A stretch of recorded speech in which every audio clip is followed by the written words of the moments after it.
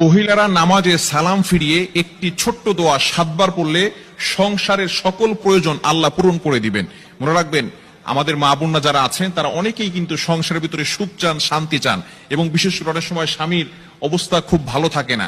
স্বামী দেখা যাচ্ছে অনেক কষ্ট করছে, কিন্তু সংসারে কোনো উন্নতি করতে পারছে না, ডেভেলপ করতে পারছে না। এই জন্য মহিলারা বিশেষ করে যারা আছেন তারা কিন্তু ঘরের ভিতরে অনেক সময় পান, নামাজ পড়ার একটু সময় পান, নামাজের পরে একটু আমল করার সময় পান। যেহেতু পুরুষরা বাইরে থাকে, সকালবেলা বের হয় আর অনেক রাত্রে চলে আসে, এবং বিশেষ করে অনেক কষ্ট তারা বাহিরে করে থাকেন।